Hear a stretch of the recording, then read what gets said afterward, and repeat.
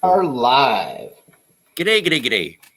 Hello, everybody, and welcome back to another edition of the Fantasmagorium show. I'm your host, Steve Foley, and joined, as always, by Scotty R37. How are you, Scott? I'm doing very well, Steve. How are you doing today, man? I'm good. We got a jam-packed show. There's a bunch of news, obviously, a trailer with eyeball dropped today that we'll be checking out, and some other news. First off, though, I did want to say, for everybody who's watching, please subscribe, comment, like, share, do all those things. And we do have a tip link that's in the description of the show. There's that. If you need to go there, www.streamelements.com/Phantasmagorium-show/tip. So that's exciting. Also, off the top, we do want to say happy birthday. We have a special birthday. Mr. Bruce Campbell. Happy birthday, Bruce Campbell. He turns 63 today. The man who gave Spider-Man his name. So, yeah. Also Darkman. Also Darkman, right? He was at the very end of Darkman. Yeah. Comment, share, like, and subscribe. Like we said yesterday, subscriptions are great. Likes are great, but commenting and sharing really helps the channel grow. So please do that if you would be so kind. We appreciate the comment box. And if you are already subscribed, hey, thank you. Yeah, and to that end, let's go ahead and get a little bit of more house cleaning out of the way. So our reaction, I think that's Pashto, subscribe to the channel. Todd Michael, Happa, which is a friend of mine, Laney, thank you for subscribing to the channel. Black Phillip Alvarez, my partner from another show, subscribe to the channel. Thank you, buddy. Terje and Access Blockbusters, who just subscribed about 3 hours ago. Thank you very much, guys, for subscribing to the channel. We really appreciate that. Like I said, subscriptions are great, but comments and likes and shares, share the show, like it, and do all that stuff. Okay, so before we jump right into other news of the day, huge trailer drop today, but it with a little bit of a twist or a hitch, if you will. The trailer dropped, but only in like YouTube paid advertisements. So so if you went on a DC site or HBO Max site or any of these sites where you regularly get these things to drop, they weren't there. It was only in these paid advertisements. Some enterprising YouTubers quickly got smart and hip to that and pulled it off of there and put it on their own channels. I won't begrudge anybody for doing that, but internet sleuths are my favorite. Right, and it is out on all the normal channels now. But I thought that was very interesting. I saw it was posted on Reddit. I haven't looked at it. I wanted to save my reaction. Right. But yeah, no, I saw it and it was like do not share. Yeah, so it was actually So the very first grabs and pulls were, I think, from Warner Brothers kind of sharing it with their media list. Of course that leaked out, and they know that that's going to leak out. But then there was it was on some paid advertising first, which is an interesting way to kind of release a trailer like that. It's going to get pulled. It's going to get put on everybody's channels. It was kind of odd, but that's neither here nor there. I know you guys are dying to see it if you haven't already. So let's go ahead and jump into this trailer, and we'll talk about it afterwards. Jai Courtney here.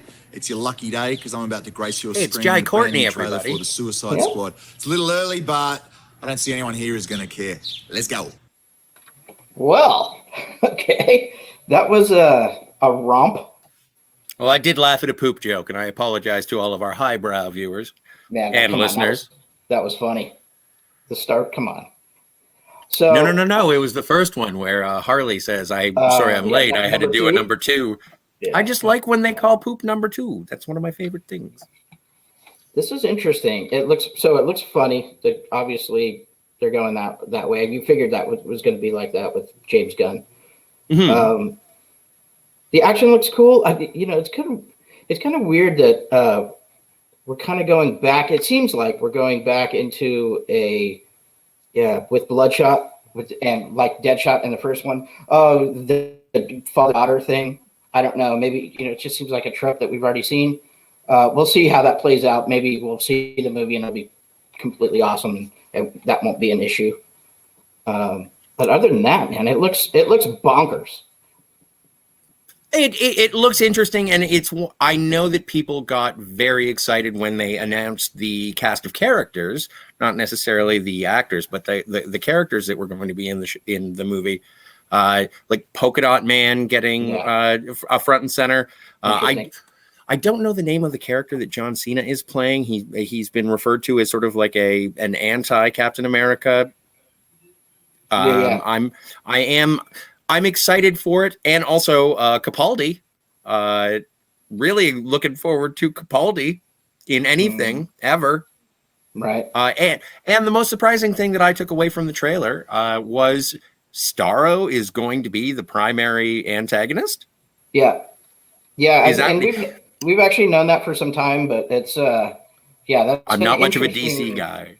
Yeah, that's an interesting take. That's an interesting way to go. But it's James Gunn. He's wacky, man. I love his taste. Obviously, love the Guardians of the Galaxy stuff, but I really like Slither, Super. Some of his earlier films are really good. So, I'm excited to see his sensibilities with this property and kind of see. It looks like I said, it looks like a bonkers thrill ride. He does a great job with an ensembles cast, and I'm looking forward to it. That is certainly something that I will see on a screen. Yeah, big screen, right? So August 6th, which is kind of right around the corner. We don't have to wait long for that, so we'll be looking forward to that for sure. Absolutely. Okay. Now we can I wanted to play that just because it was. Well, it's brand spanking new, dude. The breaking news, and I was like, "Oh yeah, this is going to be cool." And I didn't expect it. I don't think anybody expected it. It kind of dropped out of the blue. So good for DC. That looks like so a win interesting. Because I'll tell you the truth, the Harley Quinn movie was not a win in my book, and I know a lot of people like it, and that's great, but I didn't care for it that much. So I'm looking forward to another kind of kick-ass good movie from DC.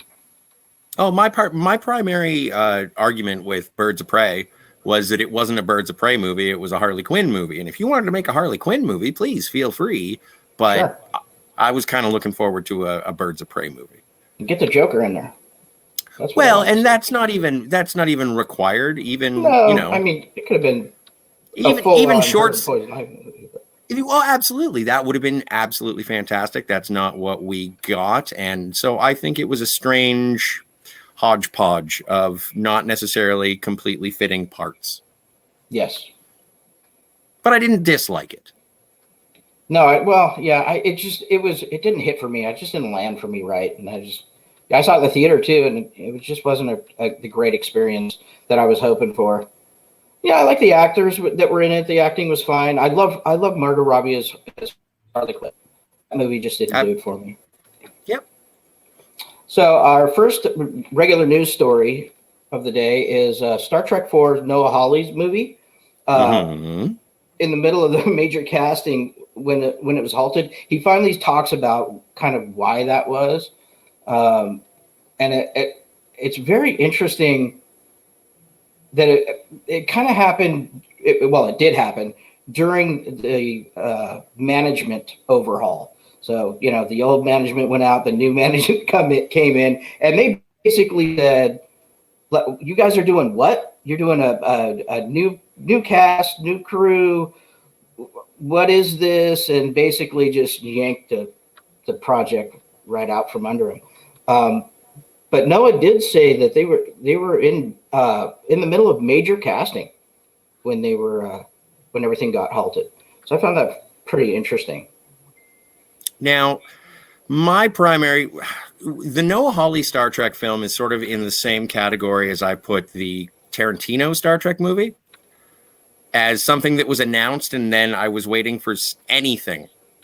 And well, from my understanding, the Tarantino was a pitch that never really went further than that. And but according to the Noah Hawley on the comicbook.com site, in his interview, they were casting the movie.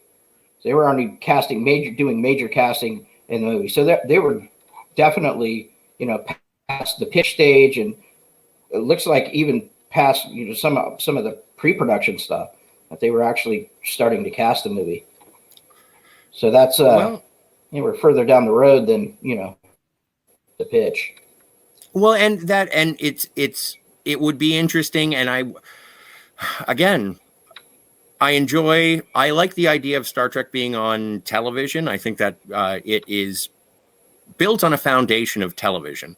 The movies are to bolster the history that you have with the rest of the franchise, in my opinion. And I don't know where this was going. I didn't know what the cast was going to be.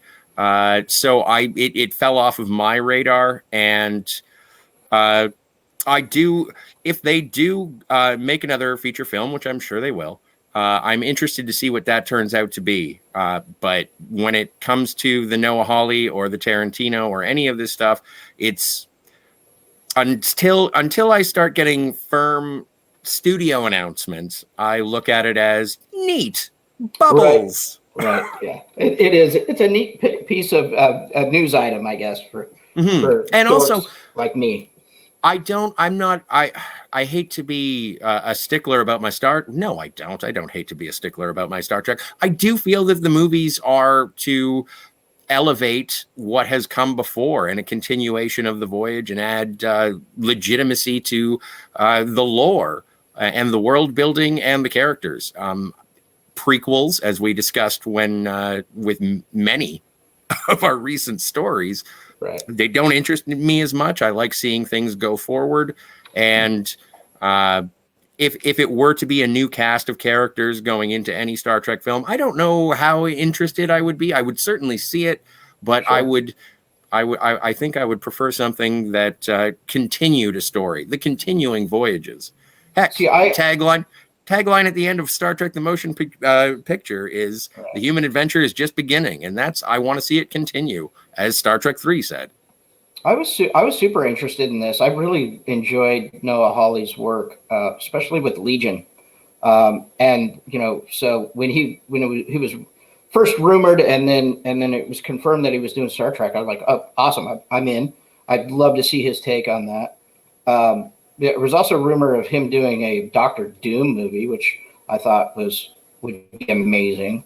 So I was looking forward to that. Unfortunately, the plug got pulled and the rug got pulled out from under him. But that happens. Things get into development and then out of development, and new people come in and take over and decide, hey, we don't actually like what you're doing here. This is not going to fit our agenda going forward. And unfortunately, bye-bye. It is a crazy business that they call show. Yes. So I didn't, you know what, Scott, maybe you can help me out with this. Our next item is, I don't have it up for some reason, dropped off of my screen, but AMC theaters. So they're doing this big push to bring people back into the theater. So they're calling it Cinema Week. And I believe it starts today, and it goes till the 27th or so.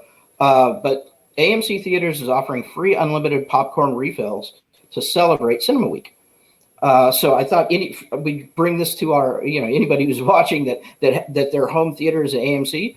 That's a great perk to go back to the theater and watch some movies this week. Well, and also, just don't forget the popcorn offer doesn't end until June 30th. That's so right. Even if you don't make it within the week, right?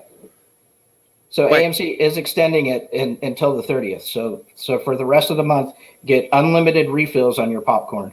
For me, that doesn't work because I barely finish my popcorn. I don't know why. I always have a little bit left in the bag to bring home. that's why you get a small. Actually, I they always don't do get small. refills. I don't get the big ones. Oh, okay. I get the small, but I still don't, that's just me. You know what you should do, and I'm not advocating this because it sounds illegal already as it's floating around in my mind, but what you should do is get a large and then eat whatever you want. And then as you're on your way out of the theater, dump the rest of the popcorn, grab some more popcorn for when you get home. Well, I'm sure that they have security measures in place to make sure that doesn't happen. We're absolutely not advocating that. Yes, we are. Do not steal popcorn, people. Have some morality. Leave some for someone else. Oh boy. Yeah, don't steal popcorn, but take advantage of getting, unlimited free refills while you can at an AMC theater near you. I remember going to Taco Bell and they had free refills on the pops, and absolutely every time I left, I would get my free refill on the pop at Taco Bell. Yeah, and so I've been guilty of it before. I'm not saying I'm innocent. I'm not squeaky clean. Right. Next item up for bid. David Harbour Survey says Stranger Things 4 direct series towards definite ending at some point. So, I mean, he's not completely clear. And to be honest, I kind of threw this story in just because I'm a Stranger Things guy. But I also do think this story needs to finalize. I think we're at a stage, 4, maybe 5 seasons, and then let's wrap it up and go on. These kids are now, young adults. They're not children anymore. And 11 goes to college. Right. So I like to hear that it sounds like we're starting the beginning, or the seeds of the beginning of the end is coming. The exact quote we'll let Scotty read. This is what David Harbour said. Well, and he was asked how many, or not asked, but in reference to how many more seasons Stranger Things will last. Nobody knows, but it sounds like an ending is sort of materializing or coalescing. What David Harbour said is, it's bigger. That's the first thing of Stranger Things season 4, or just Stranger Things 4. He continues in scope, in scale, even the idea that we're not in Hawkins anymore. We, locale-wise, we're bigger. We're introducing new stuff, but we're also tightening and wrapping up in a certain direction to make it have a clear, specific, and definite ending point at some point, which, of course, he says he cannot really talk about. And I agree with you in terms of episodic serialized storytelling. There should be an ending in mind. It doesn't have to be cemented. It doesn't have to be firm. It doesn't have to be, you can play around it. But I think that a satisfying ending can elevate any television show or any miniseries or film series, as long as you know where it's going so that there is an ending. Yes, it's just more satisfying for the viewer. I think so too. And that's why I said, especially when you have, when you're basing your show around children, when it starts, your show is based around children, they grow so fast, and it's so hard to kind of keep that, that magic that happened when you made those, at least that first season, maybe first 2 seasons. So it's important to kind of see an end goal, have it, get to it, and, be on your way, and have a nice, complete, series. Well, and there are so many really good finales to television shows, and then there are those that are sort of dismissible, and that makes the rest of the show dismissible. Like, I'm thinking of Gotham. I really enjoyed for a while, and then I was excited to see the final episode of Gotham, and it was like, oh, okay, so you guys just sort of stopped. With Smallville, do we get Superman? Kind of. Kind of at the very end, right? And kind of at the very end, and then you do get to a certain. You get your Games of Thrones, and I don't even want to talk about that. But people were disappointed, and it was overall, it's almost like a meme. It is a meme in terms of the ending of that. But for all the awful endings that leave dismissible shows, you get a Star Trek: The Next Generation or a Mad Men or something, and those really cement the entire series. Heck, even the ambiguity of the end of The Sopranos still opens up conversation, and there's no real animosity, I don't think. Maybe mild disappointment, but still the question is there. Yeah, no, I agree with you 100%. I think for sure, and I wonder, it's always kind of puzzled me. If you go into pitch and you get greenlit for your series, do you already have it written out completely? Like, do you go in and say, hey, I have 5 seasons? Usually it doesn't happen, I don't think. But it would be good, right, to have an idea if you're starting your show, to have an idea of where this thing is going, where it's going to end up, and kind of how many seasons. I mean, you're lucky to get 5 seasons of any television show anymore. Some of these television shows have been on 17, 18 seasons. Just, it's crazy that they're so long lived. And as a dabbler in storytelling, I wouldn't necessarily call myself anything more than a dabbler. I've found it beneficial to know where you are going, unless you're intending on it never ending. Like if it's just going to drop off and this was a slice of life, please, if that's the story that you want to tell, please tell it. But I'm much more of a person who, if I'm going to start a story, I would like some signposts or landmarks as to where each section can end. And if it stops there, then it stops there. Heck, look at the end of Quantum Leap. They didn't know they were getting canceled, and apparently Sam never left home. That's ambiguous. There's no real ending, but it is an ending that makes your imagination fly. And sometimes you can have your series set kind of mapped out, like Star Trek Enterprise, and then get canceled abruptly and have to shoehorn a bunch of stuff in at the last minute.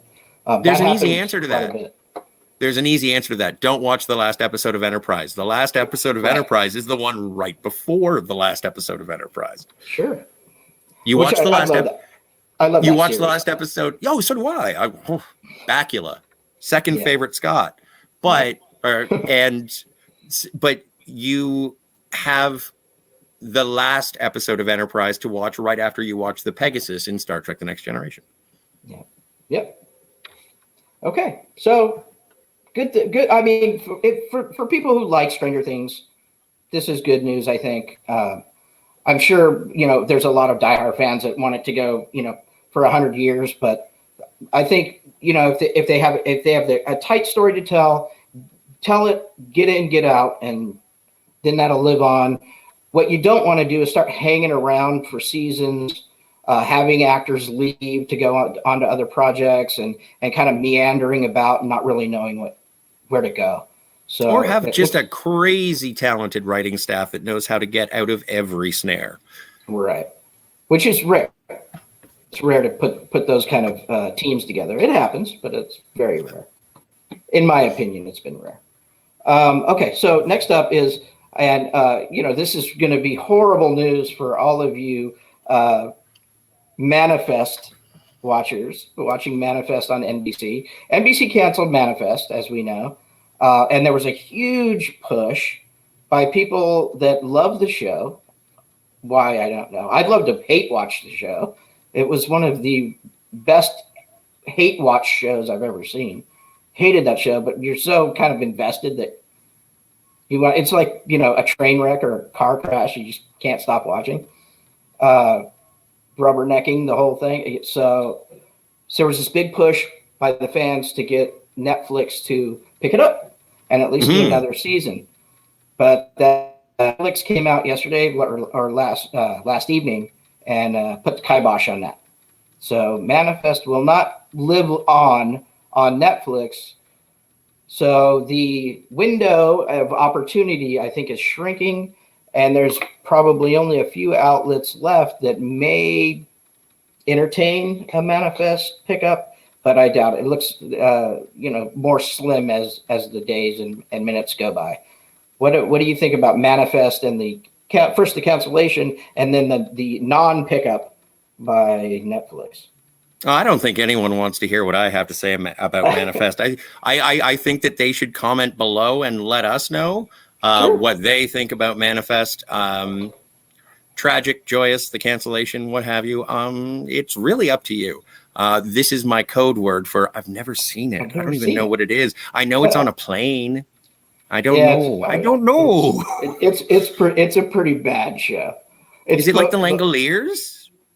No, it's even worse. I don't know. Really bad. Please feel free to make fun of me in the comments below for not seeing Manifest. Yeah, a horrible NBC show. Yeah. Yeah, I got nothing, man. That's fine. No, that's fine. Let's and feel free to make fun of Scott or myself. Yeah. I got nothing. So next up, so this is kind of cool. I saw this last night, and I wanted everybody to see it. And it's on this kind of, you kind of have to be looking for things like this. It doesn't pop up on your Let's Watch Next feed on YouTube or wherever you get your video feeds your from. Audio visual entertainment. But this is Once Upon a Time in Hollywood, the novel trailer. So check this out.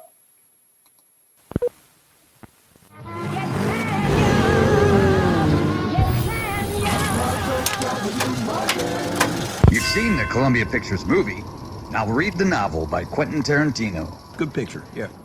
Meet Rick Dalton. Once he had his own TV series. Jake Cahill on Party Law. But now Rick's all washed up and waiting for the phone to ring. Yeah, hello? Spent your whole careers running pocket combs through your pompadours. You're all in the same boat now. Meet Cliff Booth. Cliff is Rick's stunt double. I'm Rick Dalton's stunt double. And he just may have gotten away with murder. Come on. You don't believe that old shit, do you? For 4 hours on this fucking shithole of a boat. Oh, that's something. Meet Sharon Tate. In the summer of '69, her movie star dreams are just coming true. She's in this movie. Oh. Sharon Tate. Back to babies that are butter. Meet Charles Manson. Fuck you, Jack. Charlie's got a bunch of hippies thinking he's their guru. But he'd trade it all in to be a rock and roll star. Terry was arranging an audition for me with Columbia Records and Tape. It all happened once upon a time. In Hollywood. That was a pretty freaking good scene. Yeah. Yeah, it was, wasn't it? Read it. See it. Read it. See it again and read it again. Available from Harper Perennial, wherever you buy paperback books. Away we go. All right, so now you've seen it. You can tell why I was kind of so excited to bring it to. Oh, it's so good. Yeah. Yeah. I mean, I've never seen a trailer for a book before. I think that's my first one. But of course, if you're going to see if you're going to do a trailer to a book, it's going to be Quentin Tarantino, right? Well, yes, I'm sure that there are, and again, correct us if you need to. But that was, first of all, enlightening in terms of the scenes that were not in the film proper. If you haven't seen Once Upon a Time in Hollywood, I highly recommend it. I think it is Quentin Tarantino's nicest film. I'm really looking forward to the book. And I've always been a huge fan of novelizations of movies that sort of fill in details that you didn't see on screen. I've read a couple, well, actually quite a few, most of them Star Trek, but I've read, there have been holes that have been filled for the Phantom Menace, and like Dick Tracy, The Rocketeer. I remember that's how I started to read novels, was through the novelizations of films, and with Tarantino writing it himself. That's really interesting, because not only are you going to get more story from the man who envisioned the story to begin with, but you're going to get fresh Tarantino dialogue in prose. I wonder who's doing the audiobook. Interesting. Yeah. We'll have to see. We'll have to wait and see, because we'll keep an eye out for that. But yeah, Once Upon a Time in Hollywood is a 10 out of 10 movie for me. If I'm around someone who has not seen that movie, I'm like, do you want to watch it now? What are you doing? Let's go. Let's watch it now. Yeah, I wasn't throw- as impressed as you were, Okay. obviously, with that movie. I don't know if it's down on the list for me. I don't know if it's my least favorite, but it's close. Tarantino movie. But I enjoyed it for what it was. You know, I went and saw it in the theater. I thought I thought there was parts of it that were really good. It's just I don't think it's as strong as some of his other works. I would put it up there with Jackie Brown in terms of top wow. three. Yeah, top. that's high. Yeah. I really liked it. I thought it was lovely.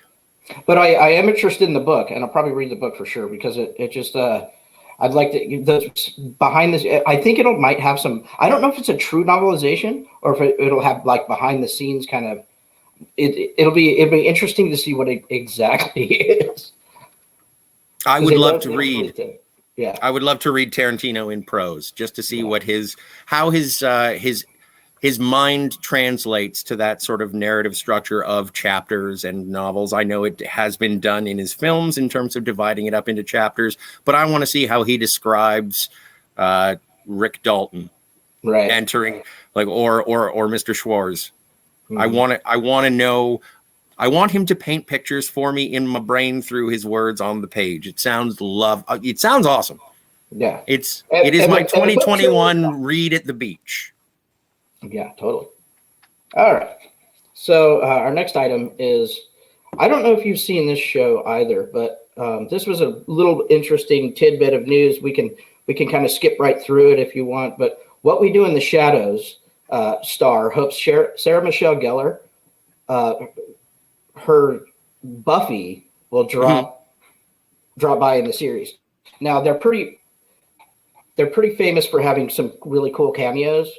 And people show up in the series. So I thought this was interesting. I would love to see Buffy come by What We Do in the Shadows. Are you familiar with the show? Do you watch the show? I've seen the movie and I've been told by many people awesome. to watch the show. I would be very excited. Oh, I just saw that Milena Vaintrub is in this. So maybe I shall. But yeah, I would be happy to see Buffy Summers show up in anything, especially it would. But I hope it's not a throwaway gag along the same lines as Doc Brown in A Million Ways to Die in the West. Maybe an episode centric, not just Buffy shows up for a moment and then goes. Maybe they have to get away from Buffy. They've been or woo Buffy. Right. They've been very good at working their cameos in and kind of. Not. Well, you've seen the show. Oh yeah. And how is it? It's great. I highly recommend the show. I love the show. How many seasons are they? 2. So we'll be going into season 3 here. I think soon. Okay. So yeah, that would be interesting. I just thought it was an interesting little piece of news that we could talk about for a minute and then move on to the next one. Well, in terms of nostalgia and seeing characters that we love, I do want to remind everyone that today, June 22nd, is the 33rd anniversary of Who Framed Roger Rabbit. One of the greatest nexus points in cinematic universes. Everyone's going crazy about cinematic universes nowadays. Well, where can you get Disney characters and Warner Brothers characters mixed in with Zemeckis actors? It's got such an amazing cast. The soundtrack is great. The cinematography is great. If you look at the behind the scenes technical aspects of the movie, it is a wonder and an accomplishment of movies. It is one of those flicks. I was 11, I think, when it came out, and it has stuck with me since then. It is one of those movies that I revisit whenever I need to have a smile on my face, and nothing gives me more joy than seeing Daffy and Donald Duck dual pianos. Did I say Juck or Duck? Duck. Yes. Dueling pianos. Yeah. Great movie. I didn't realize it was the anniversary, so thanks for bringing that to the show. Oh, I know, right? That was cool.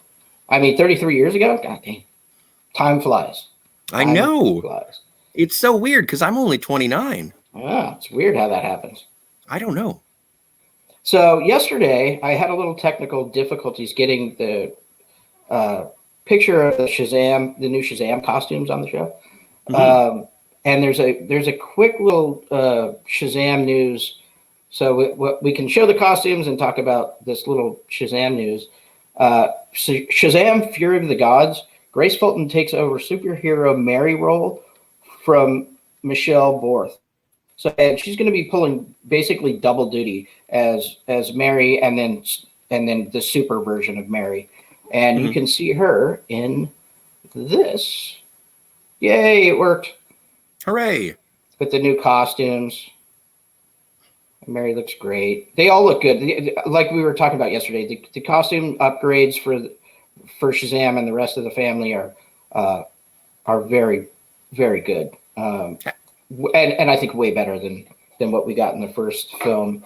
I know a lot of people like the first film. I wasn't crazy about it for all the reasons I mentioned yesterday.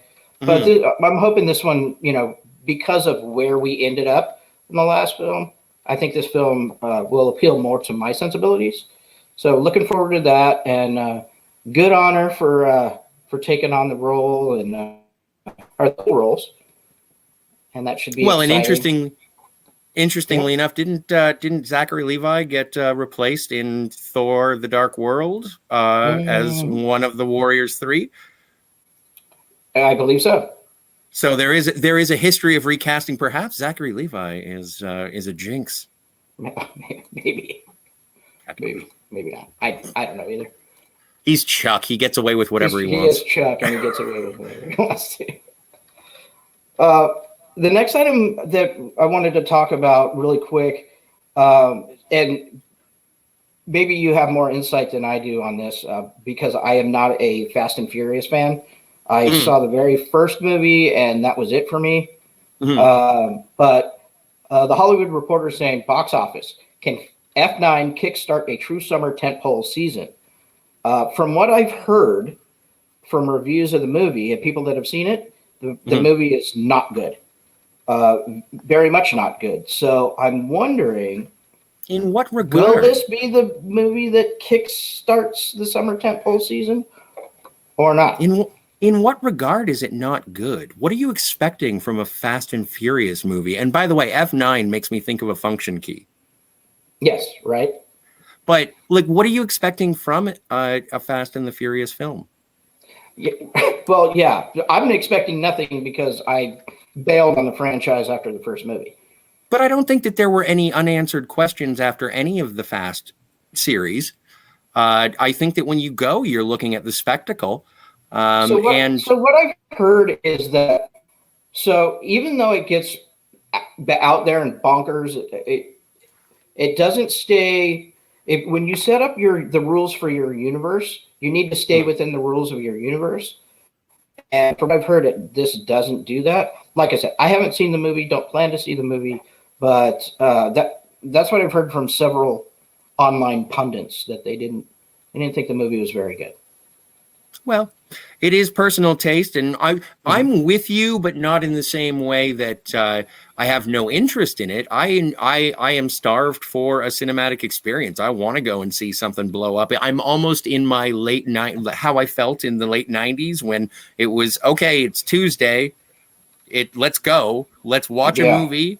This is what I've heard about. Let's see it and see if it's any good. Like heavens, even as recently as 10 years ago, I saw Jonah Hex, not because I was excited about it, just because I wanted to know what the heck it was. And so with F9, I'm looking forward to it in the same way I mentioned yesterday in terms of Godzilla versus Kong or Kong versus Godzilla. I don't know which way the wind blows, but it's about seeing that spectacle on the big screen and making that experience as full as it possibly can be. And so I'm interested in it, but also I'm not going to hold it to that high of a standard. I did see in the trailer, do they have a car strapped to the top of a plane that is intended to go to space? I do believe so. See, why would you not want to see that? That sounds amazing. That sounds like some Wile E. Coyote Acme bullshit. Right, totally. As somebody that we both know and follow on YouTube says, verisimilitude. But you don't want verisimilitude in a Fast 9 outer space movie. If we're shooting cars into outer space, where's the verisimilitude? So I don't know. I don't know that that's what they're saying is wrong with the movie. I'm just kind of shooting off the hip. And if it isn't logically consistent within its own movie, I'm not even talking about the rest of the franchise, because it doesn't make sense. The last couple, from what I understand, that they started off as humble street racers, and now they're international spies. Well, okay, sure, basically superheroes. Yeah, right. So, which is great. That's fine. I don't mind. Like Hobbs and Shaw, didn't they end up fighting some kind of robotic cyborg exoskeletal bad guy? If you're looking to go have a cinematic experience, shovel popcorn in your face, and just have a good fun ride, this might be the movie. Is it going to spark or kickstart a true summer tentpole season? I don't know. I don't know that if that's going to kickstart or spark any more than Quiet Place 2 did. I think Quiet Place 2 said, hey, the cinema's back, and it did very well at the box office. I think people are starving to go to the movies. So I think the tentpole kind of blockbuster summer movie season was gonna hit, no matter if Fast 9 was here or not. And again, it just comes down to the spectacle and seeing it on the big screen. If I had a choice on a ticket, I would probably go see Fast 9 before I went and saw Quiet Place 2. Quiet Place 2 seems more like on my couch, whereas Fast 9 is, okay, I want this loud, and I want to feel the bass of explosions in my chest. Right. That's the beauty of film, the subjectivity of film and art in general. Yeah. It's everybody in a different way, and some things you're going to like, some things you're not going to like as much, some things you're going to hate. Some things like Manifest you're going to hate watch just because. So or you can be blissfully ignorant, my friends. You don't have to care at all. Your apathy rings true. Yeah. So there was one more story. I'm going to pull an audible and say, we're going to skip this story. Okay. I think it probably, let's just talk about it. It's too late. You already started talking about it, man. Yeah. So the last story is why Star Wars series The Acolyte hired writer who'd never seen a Star Wars movie. Mm-hmm. So there's two very different schools of thought here. One is if it's just one writer in a writer's room that hasn't seen any of the Star Wars IP, nothing. You haven't read the books, haven't watched the movies, haven't seen any of the television shows, animated or live action. Maybe that brings some kind of new perspective that, it's not everybody's in the same boat. We want to hear some kind of outside perspective. So there's that school of thought. And the other school of thought, I think, is where I come down is, man, I don't know if I would be hiring people that don't know the franchise. I have never seen a Star Wars movie, don't understand what it is. I don't know that even an outside perspective type of a voice helps in that regard. There's some other things that she said in this interview that were kind of puzzling and troubling to me. But we'll leave that for a conversation for another day. Okay. Let's just kind of stick on, what do you think about hiring people that are have no relationship to the franchise or haven't even seen the movies? Well,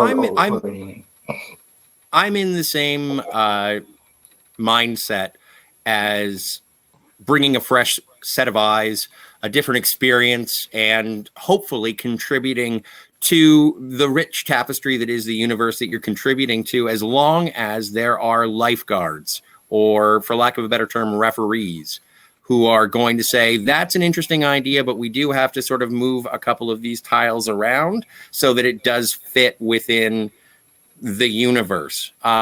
If you have never seen a Star Wars before, then fine. I hope that you've read A Hero's Journey, just so that you get the general sense of what you're trying to convey. You're not going... You can go dark, but eventually there does have to be some form of redemption in the Star Wars universe, I think. And even when you don't have a redemption, there should be the possibility of such. I know that the prequel trilogy, with all of its faults, was sort of unique as it was the downfall of someone. But we did have the benefit of seeing the redemption of that same character in the previous trilogy. I think it can work if done with the right showrunner. I'm even thinking of when Harve Bennett went to produce Star Trek II, and he knew nothing about Star Trek, and so he went back and he watched all of the original series, and that informed him moving forward with the film franchise, and he was an excellent steward. I don't think that you have to be a PhD in any world. It helps, but that can also put blinders on where you're serving only the core fandom. And ultimately, this business that you call show, that it is about making money and you want to appeal to as many people as possible. So I guess where, my trepidation is, I would personally probably not hire people that are unfamiliar with the subject they'll be writing about, unless I knew the writer knew the style. And maybe this is the case, that they liked the writer, she liked the writer so much that getting her up to speed is not a problem. They should, but at least in this interview, she didn't say, "Oh, I gave her a bunch of homework and she went and watched all the shows, or watched all the movies, or read some books, or watched a Joseph Campbell special, or something." So we don't know. And my hope is that this writer has been doing her homework and will get up to speed and understand, at least a basic understanding of the world that she's writing or they want her to write about. Maybe for this Acolyte show, it doesn't matter. It is a well. Do you know kind of property. What do you know about Acolyte? No, nothing. I know Okay. The only thing I know is that it's happening at the end of the High Republic era in Star Wars, and that's about it. When was the High Republic again? This is, I think it's about 400 years before Battle of Yavin? Yeah, so it's about 400 years. Okay, so an even longer time ago in a might be a little galaxy longer still than far, that. far away. Yeah. So Well, which is interesting. I know people have been wanting like a Knights of the Old Republic movie or television show. I would love that. Absolutely. But Knights of the Old Republic, that takes place a couple thousand years, doesn't it? Before and the Battle so of Yavin? that timeline, yeah. So they're playing with the timeline. They actually inserted this High Republic thing into the timeline and kind of they messed with what was originally, kind of not canon, but I guess what we call the Legends? The Legends or the extended universe. Yeah. So I don't know. I don't know. The High Republic isn't getting a lot of good feedback from fans. I think it does have its fans, but I think a majority of the fans are not crazy about the books that have come out so far. I know Claudia Gray wrote a book. She's one of my favorite authors and favorite Star Wars authors. So I'm interested in reading that. I haven't read that yet, so I can't comment. I haven't read any of the High Republic books, which is, I got to get two of them, but I don't know. I think that the extended or the Legends, the peripheral media is something that elevates the core media and vice versa. And so I'm not terribly invested in something that hasn't been presented on screen. And I do think that Star Wars is much more of a cinematic experience than anything else. I've enjoyed some of the comic books and I've read some of the novelizations. I love the Thrawn trilogy. I read it when it first came out. I haven't touched it since. But the new trilogy, Scotty, are really good too. New Thrawn stuff from Timothy Zahn. Oh, very good. Hey, check Grand those Admiral out. Thrawn. Yeah. I find Grand Admiral Thrawn to be a fascinating character, and I like his style. If I could pull off a Grand Admiral Thrawn Halloween costume, I'm just afraid of contact lenses. But so, anyways, if you want to read more about that, that's an AV Club. So go to AV Club online and read that article if you're interested in that. For now, we got a bunch of comments, so let's start going through those. Mm-hmm. Oh, live in 89 minutes. Yeah, Todd Michael was early. Awesome. Melanie Epp, I subscribe. Awesome. Thank you very much. Hey, Mel. Good to see you. Thank you for subscribing. Todd Michael subscribed. Thank you, buddy. Thanks, Todd Michael. Oh, yes. Did not share. LOL. Marketing knows exactly what they're doing. Mm-hmm. Reverse psychology. Right. Put the cookie down. Yeah. I assure you, Daniel says, I assure you, I'm quite lowbrow. We're right there with Number you, two, dude. Number two. My partner. My other partner. Got two partners. Black and Philip Alvarez. Who are these guys? Polly partnered. Yeah. Oh, hey, Phil.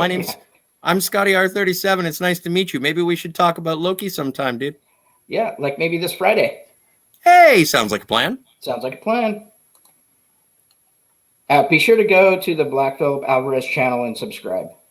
Mm-hmm. Todd Michael follows up. Somehow I just don't see Noah Hawley working well with Bad Robot, which it would have had to have been. Yeah, you're right.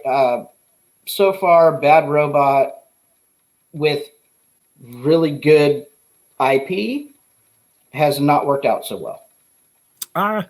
But I do, again, I think that once JJ stepped back from the direction and once Kurtzman and Orsi stepped back from writing, that Beyond is... It's so Beyond, because I can't remember. So he wasn't very heavily involved in Beyond, right? So Beyond was my favorite of the trilogy so far. Mm. Yes. So that was not JJ hands-on. Well, it was under Bad Robot, and it was executive producer J.J. Abrams, but it was directed by Justin Lin, I believe. I like Justin. And it was, and I'm going to, I forget the name of the co-writer, but it was written by Simon Pegg, and I forget the name of the co-writer, but they both did a fantastic job catching the spirit. But again, and as I've mentioned before, I like Star Trek V because it captures the spirit of the show. The original series, and I thought that Star Trek Beyond, while it did sort of straddle the line of trying to be a little bit Star Trek 3, it did well to hold the spirit of the original series, and I enjoyed it. And no, it wasn't the Beastie Boys; it was the frequency of the radio that made the swarm blow up. Spoilers. Mm-hmm. I have to learn to stop saying spoilers after. Right. There's no point in saying spoilers after. Todd Michael says, Legion equals the most original adaptation of a comic character ever. I agree. I love that show. It was such an original take on the Legion character. And boy, if you're a fan of Legion, if you're a fan of the X-Men, if you haven't seen Legion, get on it. It's really good. I'm going to have to get on it. Because when you say Legion, I keep thinking of the Paul Bettany Angel movie. Oh, yeah, no. No, I liked it. Yeah, I like Legion too. It was good. All right. But that's not this. No, fair enough. I'll sort them appropriately. Don't stop believing. Well, and again, that's our Sopranos reference. Don't stop believing. Cut to black. Melanie F says, "Oh my God, that mug! I have the same one in a box in a storage unit. I miss it." Mel, I broke the first one of these mugs that I got, and then luckily, well, it wasn't my fault. I didn't do it on purpose. But then someone else got me another one, and I was way too excited. I was like, "Who did this? Who wants to marry me?" And she was like, "No, I just thought you'd like it because it had Star Trek on it." And I was like, "You just gave me back a piece of my soul that I had been missing." That's funny. That's awesome. Todd Michael, here's some money. Go see Star Wars. Go see a Star War. I should read. Go see a Star War. Go see a Star War. Yes, absolutely do that. It's a High Republic show. It is a High Republic show. Thank you very much. Thank you, Hopefully, Todd Michael. hopefully it's good. Acolyte, like I said, it was high on my list of most anticipated. It has fallen a little bit after I read that. Maybe I should just stop reading the news. Todd Michael, you're going to blue yourself. Mm-hmm. Yeah. Mm-hmm. Well, you're not familiar? You've What never is that? blued yourself? It's a Tobias from Arrested Development. He goes to join the Blue Man group, and he blues himself. And he blues I have to go himself. blue myself. I have to watch that show. Yeah, watch it. Totally. Todd Michael, they're all me. Yep, they're all you. So not only that, we gotta go. That takes care of those. We do have some other tips. Oh my. Let's go through these real quick. Todd Michael subscribed. We got those. Oh, look at that. Todd Michael with a tipped. That's our first tip. Thanks, Todd It is Michael. our first tip. $3.33. It says 333, half the number of the beast. Half the number of the beast. Thank you Well, and very much. also, Todd Michael, I appreciate the advice. I will blue myself to be a Thrawn. But again, it's all about those. It's about those contact lenses. If I could get red contact lenses, Oh yeah, you could get them. you can get them, but I just don't. I don't know. And Melanie Ep subscribed to our channel. Awesome. So Which is fantastic. It is fantastic. We love our anybody that watches. We we're hope you're enjoying the content that we're bringing to you. Again, subscribe to the channel, like, share, do all the things, and tell your friends, comment. Most importantly, comment. We're so lonely. Interact with us. This was great, though, and we'll thank Todd Michael off stream as well for coming in and helping us out today with a really good interaction. Blue yourself with Scott's Thrawn costume. Yeah, absolutely. You'll have to do the show one day like that. We got plenty of times for me to train my eyeballs to accept contact lenses before Halloween. I'm gonna have to get myself worked up. Yep. Awesome. Well, hey guys, thanks for hanging out with us today. Unless you have anything else, Scott, I think we'll wrap it up. Can we just finish off with Mel's ringing endorsement? Mel says, "You two nerds are definitely entertaining." Well, thank you. We are nerds. Very much. Very much. I don't know about All right, the yeah, no, entertaining- I'm good. I don't know about the entertaining part, but we're definitely nerds. Mel knows. Don't question her. Okay. I stand corrected. All right. So if that's the last of it, we will say goodbye. It's been a fun show. I really enjoy doing shows with you. We'll keep doing them as long as people are willing to listen to us yammer on about entertainment news. So let's get rid of this real quick. For Scotty R37, I am Steve Foley, and have a great day, everybody. Bye, guys.